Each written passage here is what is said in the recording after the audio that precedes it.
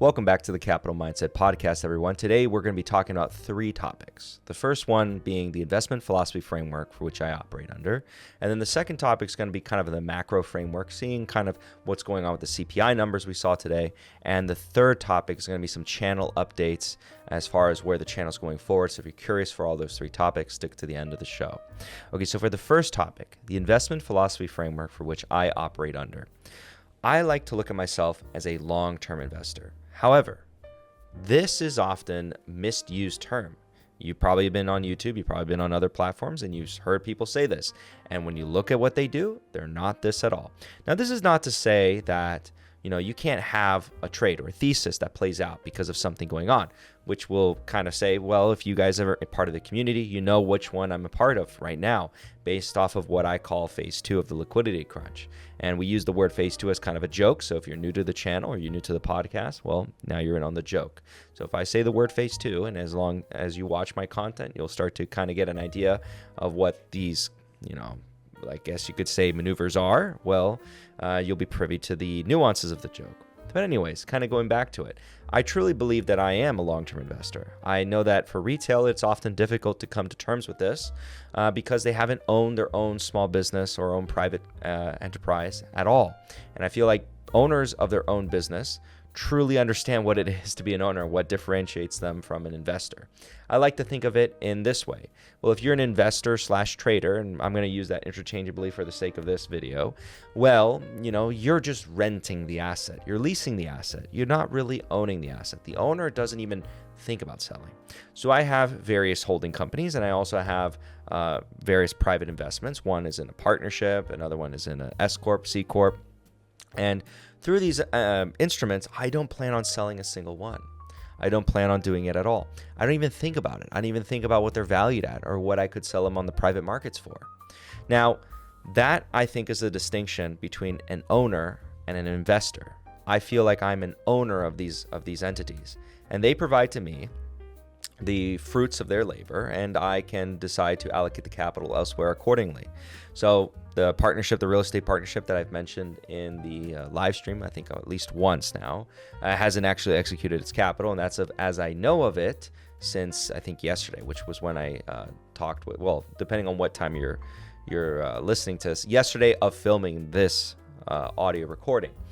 And so the capital hasn't been deployed yet, but regardless, it's still there, and I still think of it as an owner. And we'll see how that plays out with the real estate, but that we'll continue talking about in the macro portion of this video. So with the investment framework, that's why in the previous video about dividends, I discussed how dividend investors often find themselves, for better or for worse, for the right reasons or for the wrong reasons, they find themselves often in this place where they look at these assets, they look at these equities as very, very long-term investments, and they're not planning on selling them. Why would they sell the goose that lays the golden egg? And they think of it like this. And I want to address, because it was my fault that I didn't, maybe do a good enough job at explaining this, but in the last episode, or last podcast episode titled Why Dividends Are Better, I recommend you guys go watch it if you haven't watched it yet. I discussed the kind of, just playing around with the idea is like, yeah, dividends are better. And this is after, you really look at it from this framework. Well, it does depend on the execution of the buybacks, but that's kind of the caveat there. The buybacks can be better if they're executed well. And well, what are well-executed buybacks? That's the key. But just on the surface, a dividend is not the same as just selling your shares. I know academically, when you learn in a classroom setting, yes, we can kind of get into the nuances. I like to think of it, it's more equivalent to a buyout. So you and I own shares of a business, and then I want to sell my shares, and then you can buy me out, or the business can buy me out. And in that way, I'm getting my cash, I'm selling my shares, and then you, the remaining shareholder, owns the rest of the business. And I feel like that's the equivalent sense. But a buyout isn't treated as the same way as a distribution is. And in fact, you would probably talk to individual owners of businesses, and they clearly understand that distinction. And of course, they would say that the dividend itself is perhaps a better way to redistribute capital to shareholders, because that's actually how they can realize the gains, the fruits of their labor in that way. And when you distribute cash, when you return capital to shareholders, it is not the same thing as selling the shares of the asset. So it is not the same whatsoever. So when you sell shares of the business, you're getting rid of all of the future potential. So it's no different from saying the cash in your checking account is different from obviously the stocks you hold. Why do you own the stocks that you hold? You own the stocks that you hold because you think they have a future value. And then you hold the cash in your account because it has a present value, as a present value right now. And the company, when it gives you cash in the form of a distribution, well, it's redistributing an asset, but a current asset. And not all assets are the same. So when you say that, okay, well, it's the same as if I can, create my own dividend by selling shares. Well, no, not necessarily, because you're actually giving up all the future economic potential of those sold shares. You're assuming that the economic potential of those sold shares is flat and that's equivalent to the cash that you're getting, when it's not. And in fact, you are still deterring that. When you sell the shares of a dividend paying stock, let's say, right, versus a company says, I'm either going to pay a dividend or you sell shares of my stock. Those are your two options, and you pick to sell the shares of your stock instead, and you think you're doing the same thing. Well, you're selling all of the plant, property, and equipment.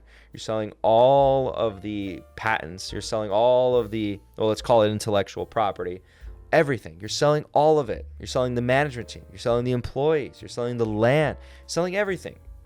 And if they just give you the cash in the form of a dividend, well, they're just giving you one of the current assets line items, and they're just giving that to you.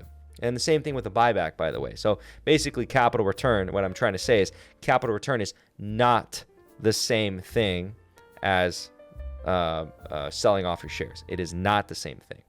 And then even when you talk about the concept of like a buyback, well, a buyback, the caveat is all a well-executed buyback. More often than not, I find companies blundering the buyback. And more often than not, we find the buyback to be a poor tool. However, there are exceptional stories out there. I'll name some stocks right now. So we have AutoZone, we have NVR, we have, for now, Apple. But I would say the other two that I just mentioned are better examples because they were more opportunistically buying back shares. We also have Markel, Berkshire Hathaway, who opportunistically buy back shares, not just willy-nilly. We have some poor use cases of share buybacks in the form of General Electric, IBM, Intel did such a thing. And we also have, of course, well, we'll see about Apple, by the way, but we'll see about Apple. They probably would have been better off hoarding the cash and compiling it and waiting for the market to give them the opportunity to buy back the shares at much cheaper prices. But oftentimes we see a lot of companies, I mean, we look at them all the time on the channel when we do stock analysis. We find companies that were doing buybacks at the wrong time, diluting shareholders at the wrong time. They're doing the opposite of what they should be doing at any given point in time. And also keep in mind that the buyback allows the management team to kind of manipulate some of the numbers, and depending on how their compensation structure or compensation package is structured, it can actually be to their benefit to do buybacks instead. Okay, but going back from that, so the investment philosophy framework, kind of looking at that from an owner's perspective and kind of getting away from the dividend discussion, because again, we can have that another time. And if anyone wants to come onto the show and we can have that discussion, more than welcome to have you on, by the way. Okay, so the investment philosophy framework, I look for companies that are irreplaceable. Irreplaceability is I think, a very valuable part of the investment. So what do I want to own? I want to own, again, it's not saying that I don't participate in different trade ideas. That's not true at all. But I want to overall expose my portfolio to assets that I believe are replaceable. That's why I'm looking for the exposure to the real estate via the partnership. That's why I look at the private holdings I have. I look at them as irreplaceable. I look at the companies I'm trying to buy in my publicly traded stocks as irreplaceable assets. A lot of them I've held for a very long time. And a lot of them I don't plan on selling. It hasn't even come across my mind to sell. Of course, some yes. And as I did with the live stream where I told you guys, well, I'm going into far greater concentration. And then the following video where I revealed the new concentrations, and some of you might have thought I was crazy. For now, it's aged well. But we'll see. Well, I want to focus on my high conviction assets that fit all those criteria for the time being. Of course, I think that an investor, an owner, has to be willing to change their mind, has to be willing to say, well, the facts have changed, and now it's time that I need to get out. But there's a separation in that where I look at, let's say, Alphabet. I was asked earlier this year in 2022, do you want to sell Alphabet, or do you think Alphabet's a good buy? I would say no. And then I was asked the follow-up question, well, why don't you sell Alphabet? And I think, okay, that's a good question. Why don't I sell Alphabet? even though I think it's overvalued and I don't want to buy it. And I answered this in the live stream back in the day when this question was asked, but I'll repeat the question and my answer to you here in this podcast episode. So I'll be paraphrasing my response because I don't know exactly word for word what I said, but it's along the lines of, because I still have the same thought process of this. Well, if a stock is egregiously overvalued and I have determined that for me, I cannot even fathom how it's valued at this price, I would probably consider selling. So for example, if tomorrow the market offered me a price, and now at Alphabet's current price, a price of $300, $400 per share for Alphabet, based off of everything that I know now about Alphabet. If they offered it to me tomorrow, I would probably sell the stock. I would liquidate the entire thing, because at that point, I think it's left the realm of subjectivity. Now, I am completely and utterly aware that I am not 100% right on anything, in fact. And therefore, I have to adhere to the realm of subjectivity. And I use it to my advantage, or I build it in my framework. If I think the stock that I own in my portfolio is still within the realm of subjectively fairly valued, right? Even though I might think it's overvalued, but I could see the argument as to why, I am more than likely to keep it. I'm less likely to just play with the soap. I'm not going to play with the soap. I'm going to let it roll. And I'm going to focus on getting the new capital that's coming in. I might redeploy it elsewhere. That's what I might do, but I'm not going to punish the winner in that case. And that's how I kind of manage my psychology there. And again, the whole purpose of this channel, Capital Mindset, is to hopefully inspire the mindset within all the investors who watch the channel. So that's why I think this episode is actually really important. And I was actually going back through some old episodes. I was posting them within the community. Some episodes have aged phenomenally, in fact. And I actually implore you, everyone, go back to old episodes, go back to old videos and see how some videos have aged. So with, for example, one of the macro videos published on January 7th, 2022, it was when my co-host Austin at the time was basically conducting an interview of sorts about what we thought, or what I thought was going to happen throughout 2022. And go watch that video to see how that video is aged. And I think it's aged beautifully. Of course, the title is very clickbaity. And I'm going back and kind of reworking some titles because honestly, the titles are garbage. I tried to play around with, having fun in terms of making fun of clickbait titles. Like some of the titles, for example, would be like scary title, blah, blah, blah. But then that makes it hard for me to even tell what the video was about. And so it does a disservice to me when I'm trying to go back. And I actually use YouTube, by the way, as a way of reference, a frame of reference as terms of my thought process over a point in time. And so in a sense, it's like a vlog. But kind of getting back to the topic at hand, what do I do with the investments I have thus far? And how is that changing? And how is the macro landscape coming into play? Well, you guys have known that I've entered sort of my phase 2 outlook on the liquidity crunch. 2022 has been all about the liquidity crunch. You guys can go back again at the channel. You can see all the videos I've made titled. It's either in the title, descriptions, and some of them don't even have it in the title and descriptions, and we still talk about liquidity crunch. It's been a huge theme of this channel, and now everyone's talking about, liquidity crisis, and even I've heard liquidity crunch too, but now everyone's kind of talking about it. So now I think we're entering the phase 2 portion. I've readjusted my portfolio. As you guys have seen from the portfolio performance thus far over the past couple of years, it's been pretty good. We're actually doing really well compared to the market. We're over double the market performance over that time period. And even this year, the outperformance has actually been quite drastic. So when you try to say, okay, well, we'll see how you do, the bull market, everyone looks like, they're doing good, but we'll see how you do in a bear market. Well, so far throughout this bear market, I have managed it decently well. Okay, so then going forward, how is that changing? Well, I already have my positionings accordingly. I have my alternate investments, which I won't really discuss too much on YouTube because I don't feel comfortable doing that, but those in the community know exactly which ones those are and the percentages that they are. And then I also have my private investments. I don't even think about them in terms of like how the price are doing. I know that throughout pretty much any economic environment, they're going to be doing pretty well and spitting out tons of capital returns to me as the shareholder. And then I also have the Perspective partnership, which we'll see how that does and how it's able to accumulate real estate in this time period. I'm very excited for that. So we'll see how they execute, but I will update you guys that in the future. But as far as my publicly traded stocks, well, I do think, for example, if we look at how, the inventory data, or not the inventory data, sorry, the inflation data, look at what came out with that. Well, we see that housing, which, by the way, is a very bad lagging indicator, that still came in kind of hot. And the problem with the housing data is, okay, it's owner's equivalent rent, but owner's equivalent rent is survey based, and it's looking at the different homeowners and what they would rent their house for. And okay, that's lagging because, of course, we know the consumer, it's yet to experience all the changes that are happening. One of the live streams I did, and it's published more recently, I think it's 2 live streams ago, it's titled "Deflation Will Destroy blah, blah, blah, blah, blah." I think deflation will destroy the investor. In said video, or in said live stream, I discuss how I believe we're going to have a good holiday season, or an okay looking holiday season, and it's going to be in Q1 2023, where we see the true face of the consumer at this point in time as kind of credit begins to pull back. And we've already seen credit start to plateau, or it's plateaued since about July, I believe.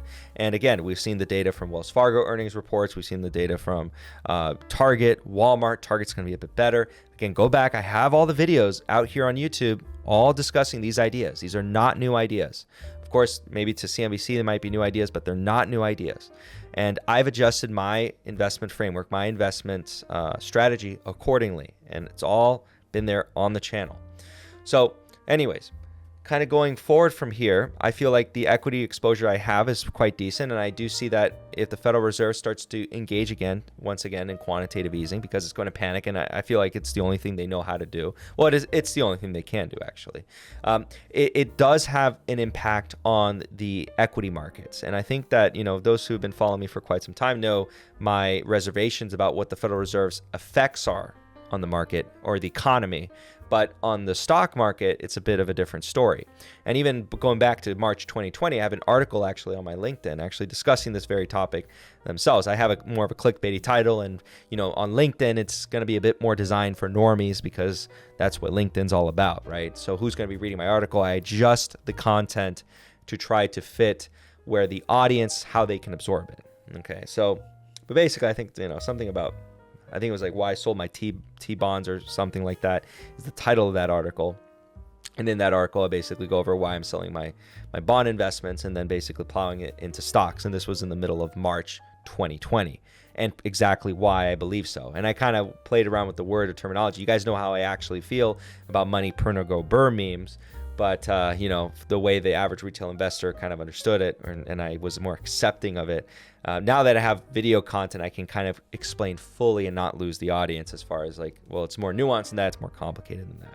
But anyways, going back to that, I feel like, again, I'm positioned in accordance with my beliefs. And thus far, such positioning has done well for me.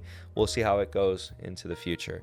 So I think the allocation I have to Meta thus far has been performing really well. We'll see how it continues, and the other stocks. I mean, Netflix alone, I think we're up over 70-something% this year, which is rather incredible. It's absolutely insane how much people are just throwing Netflix away, and here we are today. So then with that also kind of being said, it's kind of funny how I actually put a little bit more money into Alphabet, and despite me putting more money into Alphabet, Netflix just keeps taking over. It's still my second largest holding. And it's not because I put more money into Netflix. I haven't been buying Netflix anywhere over the $200 mark. I haven't done it. And it's absolutely crazy just how the run-up's been. But anyways, kind of going back to the closing thoughts on macro, we'll see what the consumer is going to be doing. I think I'm well positioned. But yeah, on the channel updates portion of this episode, it's going to be pretty brief. I just want to announce that I am basically making an alliance with another YouTube channel. And this YouTube channel, I think, is of good quality. And I want to be selective as to the channels I create the, let's say, the stock content with. I, of course, have the Roo Rabble, which, they're a fantastic group of people, both all different flavors. For example, I just want to mention them all. We have Echoes from Above, who focuses more, sometimes a lot of finance drama, very entertaining content, and really gets down to attacking or exposing, let's say that's actually the better word, exposing, because it's deservedly so, on the more, let's say, sketchy parts of financial YouTube. And then we also have, of course, Strongman Personal Finance, which again does also a lot of the same things and then has his own spin to things because he is also a CPA. And just so you guys know, before you guys go over there to that channel, he does say the words certified public accountant, and part of his persona is, of course, you're going to get the shirtless experience. You're going to get everything, whether you like it or not. And also very entertaining. And then you also have, of course, Investing with Cole on that side too. Another channel that I go and we speak to a lot. I go on his live streams here and there. And, he's also kind of the funny, I would say the funny jokester within the group, but he can come down and make a very serious video. He's very capable of that. One of my favorite videos he's made was on a particular, I guess, content creator called Kelly OG. I highly recommend. That video is exemplary of Cole's potential in this space, and the editing quality is phenomenal, something I'm not capable of, by the way. So I highly recommend you guys go check that out. But the alliance I will be making with this new channel, you guys will see in the coming days. So I'm going to keep it a secret for now. Some of you already know who it is. If you guys have been part of the private calls on Monday, Sunday, well, you guys know which one that is if you guys stayed for the after hour on that call. And then I know that, for example, members of that community are followers of this community as well. We have some shared audience, and so you guys would probably know who I'm talking about. So this alliance, I was talking with one of the lead members of this channel, and I think they came up with the name perfectly. We're going to be calling this the Last Alliance. Okay, the Last Alliance, tip of the hat to Tolkien over there with the way he described it. But yeah, that's going to be happening. And as far as the channel goes, still going to be trying to make videos here and there. And of course, the live streams, and of course, the podcast episodes, and everything else in between. With that being said, my closing remarks are that, I hope that everyone enjoys themselves. Don't take the markets too seriously. Also, a friendly reminder that if any of that macro stuff just didn't resonate with you and you don't care, well, I got a beautiful thing for you. It's called index funds, broadly diversified index funds, and it's the dollar cost averaging strategy. And it's in fact, I'm going to tell you, it's in fact the most advantageous strategy, the most proven strategy for the retail investor over the long term. And I say that being a channel that talks about it, but that's because it's my passion. Knowing that my passion is not for most people, and that's completely fine. And in fact, the optimal strategy, I would say this, and this is actually where I am going to close off, because this is an additional topic, yes. We're kind of going off on a tangent. There's nothing stopping you from doing the following. And I think this strategy is often, spoken about by bogleheads. And again, Strongman Personal Finance talks about this. And also another YouTuber by the name of Rob Berger. Got to announce the guys who and by the way, Rob Berger shouted me out the other day. And, thank you, Rob Berger, by the way, if you somehow listen to this podcast. But both of these gentlemen, they both advocate for 95% allocation to index funds.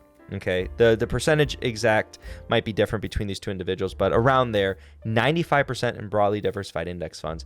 And then the remaining 5%, you know what, go have fun with that. And that fun side of things, well, oh, and by the way, I just wanted to mention, I almost forgot Jay Nagy. Jay Nagy also is the one who says this, and another member of the Roo Rabble. Almost forgot Jay Nagy. That would have been no bueno, because Jay Nagy comes on my live streams a lot. And in fact, Jay, if you're listening to this, we got to do another live stream.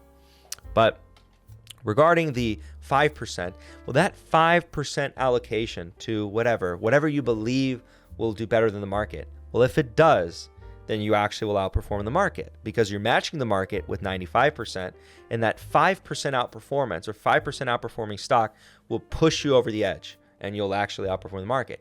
And if you do bad, well, guess what? You have 95% of your allocation into the index. Okay, now, hopefully with that 5%, you're not taking that and saying, well, I'm going to be completely degenerate with my investment. No, the idea is like you're probably investing in a stock that isn't going to go BK, hopefully, but can underperform, right? It underperforms. And, therefore your performance difference isn't going to be that big because, okay, let's say the market goes up, I don't know, 15%, no, that's extreme, sorry, 10% over the next 10 years. And that one stock you picked, or maybe how many stocks you picked in that 5% category of your portfolio, you eked out, let's say worst case, a 3% gain, but you still gained. So you see, it's not like a loss. What you don't want is to go full degenerate. You put that 5% in some options or whatever. I don't know, whatever. I'm not going to tell you to do whatever you want with your money, but I'm telling you that's what the philosophy of that strategy is meant to be. You put that money into something you believe is good, and sure, you might underperform in that 5%, but hey, when you add it all together, your total underperformance won't be that drastic. You'll still do well over a long period of time. All right, with that being said, guys, thank you guys so much for listening in. I think the next podcast episode, I'm going to be talking about retirement accounts and which ones are the best ones. Let me know what your thoughts are in the comments section or wherever you're watching this video, because I know I'm on Spotify, I'm on Substack, I'm on YouTube. Links are down in the description below for anything. But yeah, thank you guys so much for watching. I'll see you guys on the next one. Bye.